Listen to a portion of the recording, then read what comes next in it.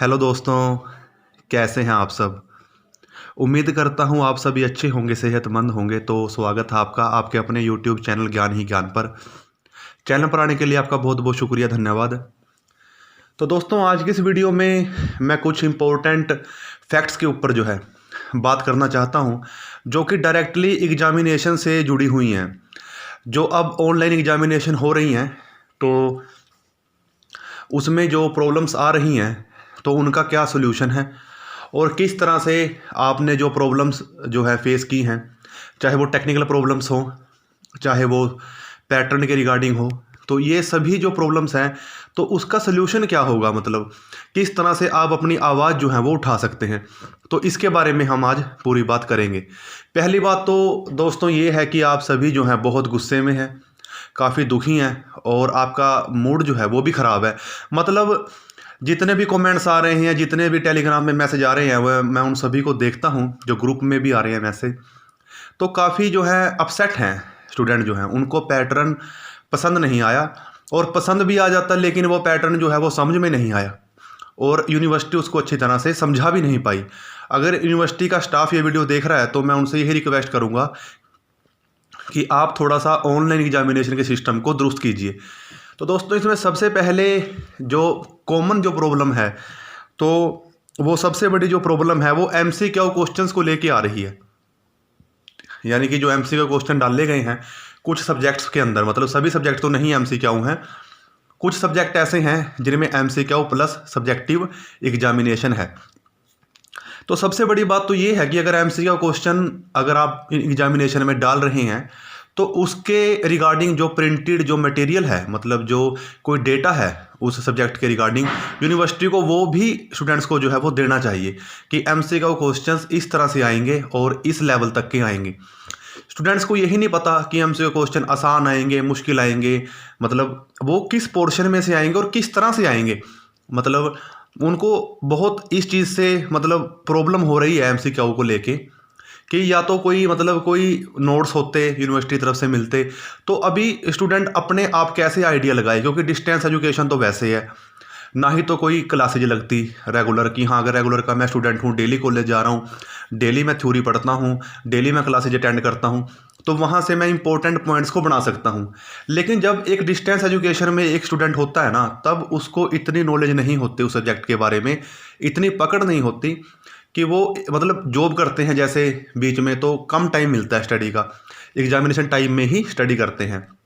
तो थ्योरेटिकल तो लिखा जाता है, लेकिन एमसीक्यू का कोई आइडिया नहीं होता कि कैसे। तो यूनिवर्सिटी की तरफ से कुछ ना कुछ एक मतलब ना, मैं इस बात को हेल्दी वे में बोल रहा हूँ, एक मतलब इसको पॉजिटिव तरीके से, मतलब अगर यूनिवर्सिटी का स्टाफ देख रहा है तो उसको ले कि कुछ ना कुछ तो मतलब स्टूडेंट को अलग से एमसीक्यू के रिगार्डिंग तो मतलब हेल्प जो है वो मिलनी चाहिए थी, तो वो भी नहीं मिली। दूसरी बात ये है कि हम कहीं भी एग्जामिनेशन देने जाएं, जो उसका जो टाइम होता है वो टाइम स्टूडेंट का होता है। अगर मैं कोई एग्जामिनेशन के लिए फ़ीस पे की है, मैंने किसी कोर्स के लिए फ़ीस पे की है, और जब मेरा एग्ज़ाम टाइम आता है, तो वो जो टाइम होता है वो टाइम मेरा होता है, मतलब चाहे वो 2 घंटे हैं, 3 घंटे हैं, उस 2 घंटे में चाहे मैं एक क्वेश्चन करूं, उस 2 घंटे में चाहे मैं सारे क्वेश्चन करूं, उस 2 घंटे में चाहे मैं कुछ भी ना करूं, तो वो टाइम मेरा है। इस तरह से कंडीशंस लगानी कि आपका टाइम ऐड नहीं होगा अगर आपने पहले भी कर लिया, तो जैसे ऑटोमेटिक जो है क्वेश्चन जंप कर जाता है। अभी अपलोडिंग मतलब चल रही होती है डॉक्यूमेंट्स की, मतलब जो पिक होती है, मतलब जो डेटा होता है, स्टूडेंट अभी क्लिक कर रहा होता है और वो जंप कर जाता है आगे, मतलब एकदम। तो स्टूडेंट ऐसे कैसे बैठा रहता है कि ये क्या हो गया, उसको समझ ही नहीं आता। और दुनिया में मैं पहली बार ये चीज़ देख रहा हूँ कि एग्जामिनेशन होने के बाद गाइडलाइंस आ रही हैं, मतलब एग्ज़ाम हो चुके हैं, 2 या 3 एग्ज़ाम हो चुके हैं स्टूडेंट्स के, प्रैक्टिकल्स हो चुकी हैं, लेकिन गाइडलाइंस अब आ रही हैं कि आपका टाइम ऐड नहीं होगा। तो मतलब ये चीज़ें बहुत ज़्यादा अपसेट करने वाली हैं स्टूडेंट्स को। तो इन बातों पे मतलब मंथन होना चाहिए, विचार होना चाहिए। ये बिल्कुल मतलब गलत है एक हिसाब से कि वो टाइम स्टूडेंट का है, चाहे वो एमसीक्यू क्वेश्चन 5 मिनट में करे, 1 घंटे में करे, 1.5 घंटे में करे, 2 घंटे में करे, वो एग्ज़ाम उसका है। मतलब स्टूडेंट का ये राइट होना चाहिए कि वो अपने टाइम के मैनेजमेंट इस हिसाब से करे। तो यूनिवर्सिटी टाइम दे रही है, मतलब जैसे जून जुलाई में जब एग्जामिनेशन हुई थी तब ऐसी प्रॉब्लम नहीं थी, और चॉइस नहीं समझ में आ रही स्टूडेंट को कि चॉइस कैसे करनी है। चॉइस भी अलग अलग दे रखी है, नेक्स्ट करो, प्रीवियस करो, इतने में कोई ना कोई मतलब रीस्टार्ट हो जाता है, स्क्रीन रीस्टार्ट हो जाती है। तो काफ़ी प्रॉब्लम्स जो हैं ये आ रही हैं। तो अभी इतनी सारी प्रॉब्लम आ रही हैं दोस्तों, हम क्या करते हैं, बस उस बात का दुख मनाकर चुपचाप बैठ जाते हैं। ना तो हम अपनी आईडी से कंप्लेंट करते, ना ही हम यूनिवर्सिटी के जो हायर अथॉरिटीज़ हैं, मतलब जो कंट्रोलर ऑफ एग्जामिनेशन, मतलब जो एग्जामिनेशन को कंट्रोल कर रहा है, ना ही हम एग्जामिनेशन ब्रांच में कोई कंप्लेंट करते।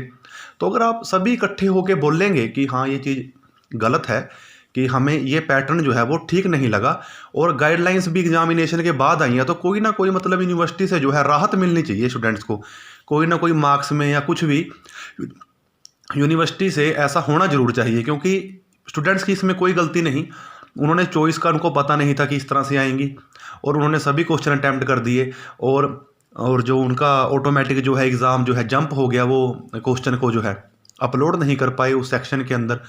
तो ये इतना ज़्यादा मतलब गलत है ना, बस जो स्टूडेंट्स का जो रिस्पॉन्स मिल रहा है, तो मैं आप सभी की जो है आवाज़ उठा रहा हूँ कि ये बिल्कुल मतलब गलत है। अब सल्यूशन क्या है? सल्यूशन तो दोस्तों ये है कि अभी हम बार बार इसके बारे में रोएंगे, पिटेंगे और दुखी होएंगे, और हम स्टडी से मतलब नहीं करेंगे, अपसेट होके बैठ जाएंगे, उसका यूनिवर्सिटी के ऊपर कोई असर नहीं होगा। आप क्या कीजिए, अपने टाइम की मैनेजमेंट कीजिए, जो हुआ सो हुआ, कोई बात नहीं। आप अपनी कंप्लेंट कीजिए आईडी से, फ़ोन से, बोलिए यूनिवर्सिटी को कि ये गलत है, आप बोल सकते हैं। और फ़िलहाल के लिए अगर ऐसा हो रहा है तो आप अपने टाइम की मैनेजमेंट कीजिए। बस आपने क्या करना है, 35 मिनट्स आपको मिलते हैं, जो आपका एमसीक्यू के लिए आपको 50 मिनट मिलते हैं, उसको 50 मिनट में कीजिए। आगे आपको 35 मिनट मिलते हैं जिसमें आपको लिखना भी है क्वेश्चन, और फ़ोटो खींच के अपलोड भी करनी है। चाहे आप अपने पास अलार्म लगाइए, जो मर्जी कीजिए, बस आपने टाइम की मैनेजमेंट करके 70 मिनट के अंदर दोनों क्वेश्चंस को कैसे भी करके जो है अपलोड करना है, 35 एक के लिए और 35 दूसरे के लिए। और जो प्योर सब्जेक्टिव है उसके लिए क्वेश्चन के लिए 40 मिनट मिलते हैं। 40 मिनट में आप लिखिए उस क्वेश्चन को आराम से। मैक्सिमम आप 4 शीट को जो है फिल कर सकते हैं, 4 शीट आप मैक्सिमम लिख सकते हैं, तो उस हिसाब से देखिए। और इसका कोई इलाज नहीं है, जितना मर्जी मैसेज कीजिए, कमेंट कीजिए, मतलब इस चीज़ का यूनिवर्सिटी पे कोई असर नहीं है स्टूडेंट की प्रॉब्लम का। आप अपनी आवाज़ कैसे उठाएंगे बता दिया, आईडी से कंप्लेंट कीजिए, फ़ोन कीजिए, या फिर कॉल सेंटर से आप उनकी जो एग्जामिनेशन ब्रांच है उनका नंबर लीजिए, कांटेक्ट उनसे कीजिए, बात कीजिए, बोलिए कि सर ये गलत है, ऐसा नहीं होना चाहिए था। आप अपनी सजेशन जो है, फीडबैक जो है वो दे सकते हैं। तो दोस्तों, तो आपने इस बात पे ध्यान देना है कि आपने अपनी मैनेजमेंट करनी है, अपने एग्जामिनेशन को अच्छे ढंग से करना है। तो दोस्तों, यही था आज के लिए टॉपिक। वीडियो को लाइक शेयर कर दीजिए ताकि यूनिवर्सिटी के स्टाफ तक भी जो है ये बात पहुँचे। वीडियो देखने के लिए आपका धन्यवाद।